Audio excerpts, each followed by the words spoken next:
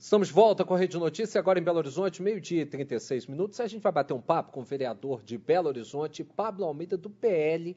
Pablo, que foi eleito com a maior votação da história de Belo Horizonte para um vereador. Foram mais de 36 mil votos, né, Pablo? 39.960. 39 mil, quase 40 quase mil 40 votos. É uma coisa mil. assim que a gente for parar para pensar durante a história de qualquer legislatura, a gente já fica, né, pasmo. Sim.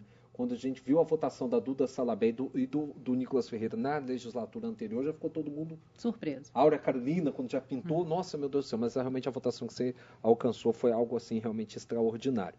E aí eu quero lhe fazer uma pergunta justamente baseada nesse ponto.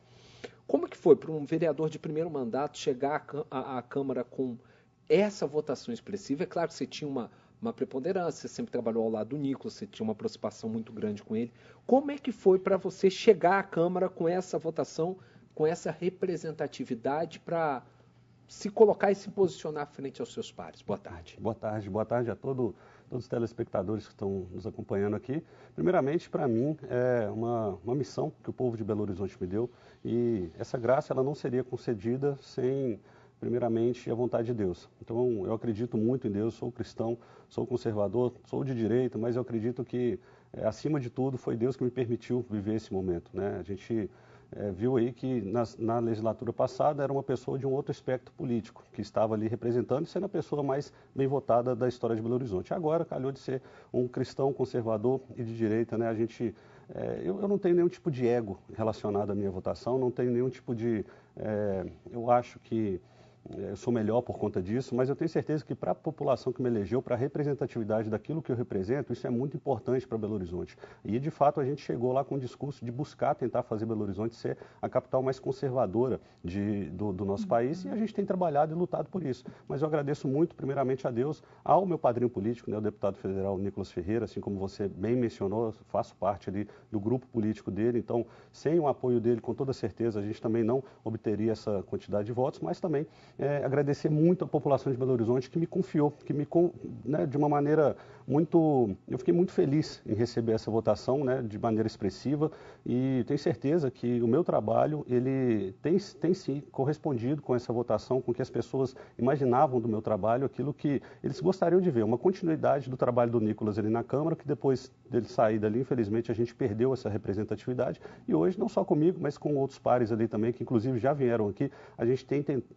tentado levar essas nossas ideias e fazer com que essa voz conservadora, que antigamente não existia dentro das casas, né? É muito importante lembrar que a esquerda ela falava sozinha, falou sozinha em vários ambientes, inclusive nas câmaras municipais, na questão política durante muito tempo. Agora não, agora a gente está ali para fazer um embate, agora a gente está ali para de fato ser uma representatividade dessas pessoas que antigamente não tinham voz, mas agora a gente tem voz e tem voz, representatividade e voz ativa ali dentro. Vereador, já são 6 meses, né, do seu mandato. Como é que você faz essa avaliação desse primeiro semestre, né?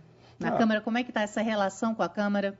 A relação com a Câmara, assim, é muito... Eu tenho amigos ali dentro, vereadores que trabalham muito em prol da cidade. Tem um outro espectro político que está ali dentro também, ao qual eu não tenho, de fato, amizade, mas mantenho respeito ali com as pessoas. Tento ser o mais respeitoso possível com todas as pessoas ali dentro. Obviamente, respeitar as pessoas é uma prerrogativa minha como cristão, mas eu não respeito muitas ideias que são levadas ali. E se eu, de fato, respeitasse essas ideias mais do que as minhas próprias ideias, eu não teria uma ideia própria. Então, tem muitas pessoas ali que, de verdade, ficam dia e noite, infelizmente, pensando no próprio umbigo, pensando nas suas próprias pautas ideológicas, e não pensam em Belo Horizonte, não pensam em, de fato, resolver os problemas da nossa cidade.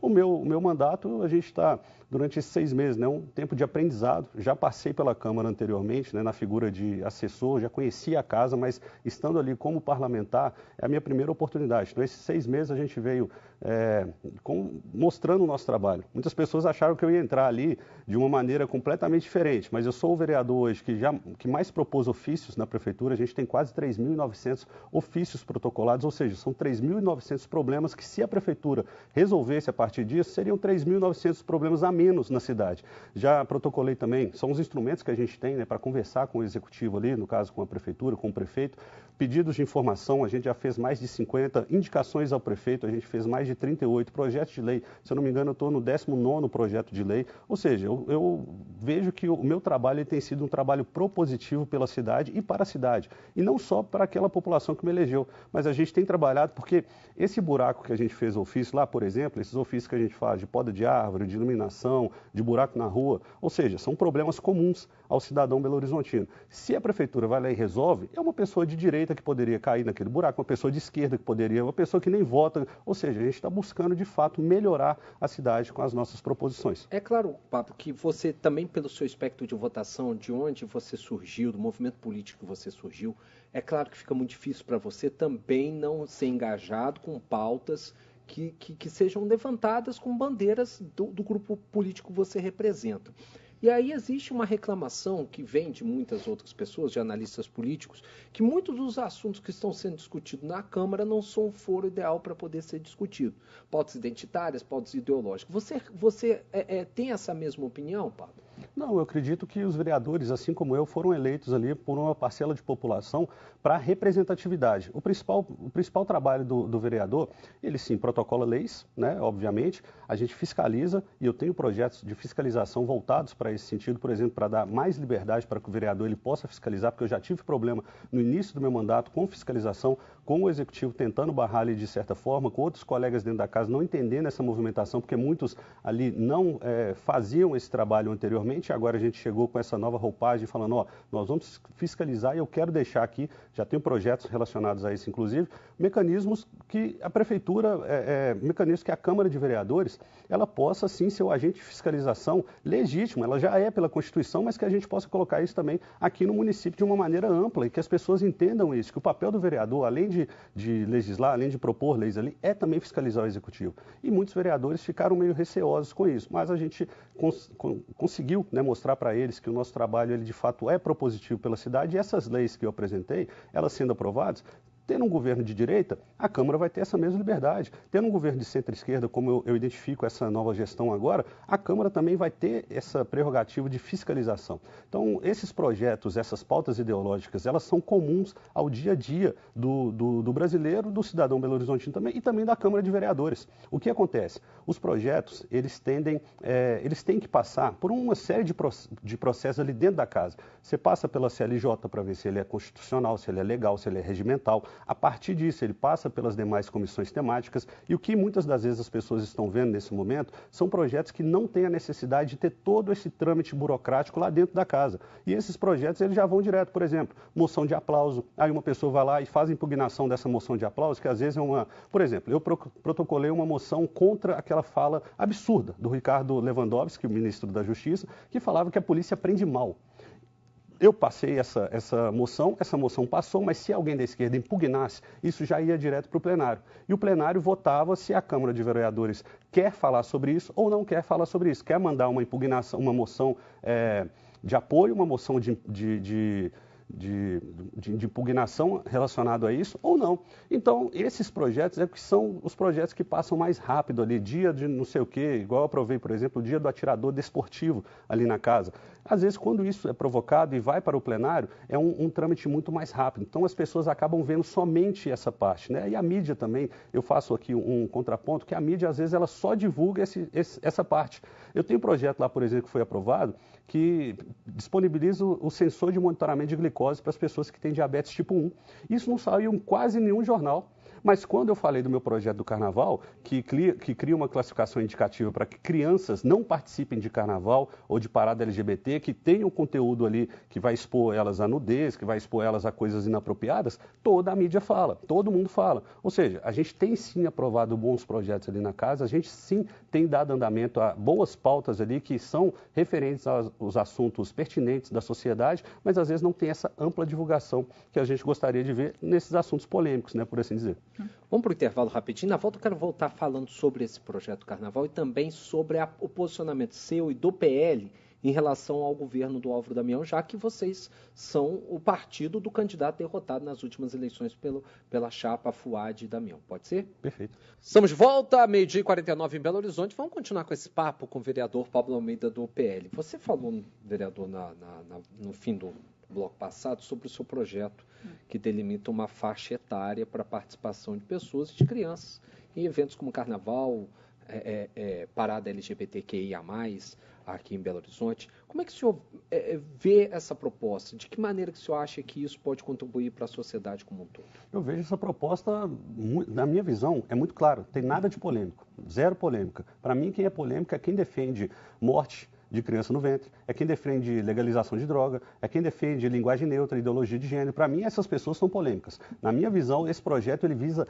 proteger as nossas crianças de serem expostas a conteúdos que não desrespeitam a faixa etária delas. Então, a gente está querendo, de fato, proteger as crianças, não permitindo que elas sejam expostas a conteúdos como nudez e como todos esses outros esses outros que eu mencionei aqui agora. A gente não quer que as nossas crianças aprendam esse tipo de coisa. Saiu na Gazeta do Povo uma reportagem falando que as crianças, quando elas são expostas a esse tipo de conteúdo, elas podem ter sexualização precoce, elas podem sofrer abusos de uma maneira muito mais abrupta, elas podem ser mais incentivadas a consumir pornografia, elas podem ter até uma questão de autodeterminação do seu próprio corpo completamente relativizada. Ou seja, só traz prejuízo deixar as crianças frequentarem lugares iguais a esse. Então, o que a gente quer? A gente quer que as nossas crianças sejam, de fato, protegidas aqui na nossa cidade. Na minha visão, é um projeto tranquilo, um projeto simples, porque a gente visa, de fato, proteger as crianças. Vereador, mas na prática, como é que seria feita esse projeto? Como é que as crianças elas seriam proibidas de frequentar essas manifestações? Vou puxar uma outra vírgula dessa pergunta também. Lá, durante o período que o presidente Jair Bolsonaro era presidente da República, muito se falou sobre a educação. Quando se falava de discutir educação à distância, se defendia que os pais tinham o livre direito de determinar aquilo que eles acham melhor ou pior para os seus filhos. Você não acha que aí seria uma interferência direta nessa função dos seus pais? Então, a gente vai ter que parar de fazer filme com classificação indicativa. A gente vai ter que parar de fazer peça de teatro com classificação indicativa. Ou seja, se existe a classificação indicativa, é para que ela seja cumprida porque pessoas sem noção ou desavisadas, vou deixar aqui claro que pode ser isso também, às vezes vão frequentar ali. Às vezes uma pessoa quer frequentar um carnaval, eu vou lá curtir o carnaval, só que não está esperando aquele tipo de ambiente ali. Vou frequentar determinado lugar, só que não está esperando. O que a gente prevê? A gente prevê que seja realizada uma classificação indicativa. Vai ter, a criança quer frequentar um bloco de carnaval, eu não sou contra a criança ir no bloco de carnaval, mas ela vai num bloco de carnaval que tem uma classificação indicativa, que seja responsável ali, que não seja agressivo aquilo que ela vai... Porque uma criança, quando ela está ali sendo de 6, 7 anos de idade, ela ainda está se formando, ela pode pressupor que aquilo dali é normal. Ela pode pressupor que uma pessoa fazendo sexo na rua é normal. Ela pode pressupor que exposição à nudez, e como eu já disse, esses dados aqui dessa entrevista da Gazeta do Povo, pode ser que aquilo dali vai determinar todo o futuro dessa criança. E a gente não quer isso. A gente não quer que esse tipo de evento seja utilizado como uma arma até ideológica para trabalhar na mente das nossas crianças. O que a gente quer, de fato, é que as crianças sejam respeitadas. Então, deixem as nossas crianças em paz. Você representa o PL.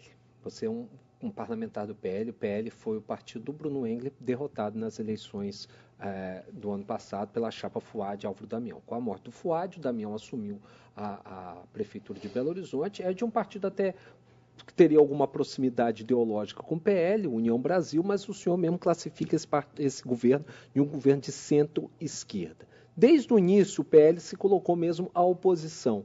É essa mesma a postura do seu partido frente à prefeitura e o mandato hoje do Álvaro Damião? Sim, o PL é uma bancada de oposição, mas a gente não é oposição por oposição. Não quer dizer que se a prefeitura encaminhar um projeto que seja bom para Belo Horizonte, que a gente vai votar contra só por ser oposição. Não, nós somos uma bancada independente. E nós pensamos Belo Horizonte dia e noite. A gente quer, de fato, ver o desenvolvimento sustentável da nossa cidade, a gente quer ver uma segurança que seja melhor, a gente quer ver toda essa situação que a gente vê hoje na nossa cidade, que é uma uma cidade feia, uma cidade que infelizmente está feia, que infelizmente está suja, que infelizmente está largada às traças. E a gente não quer, porque a gente sabe do potencial que a nossa cidade é, do potencial turístico, das pessoas que vivem, que convivem aqui na nossa cidade. A gente infelizmente vê que Belo Horizonte deixou de ser uma cidade de destino e virou somente uma cidade de passagem. As pessoas só vêm em Belo Horizonte para passar no aeroporto de Confins e ir embora. Infelizmente a gente não tem uma atração, um turismo, mais uma vez, porque a cidade ela está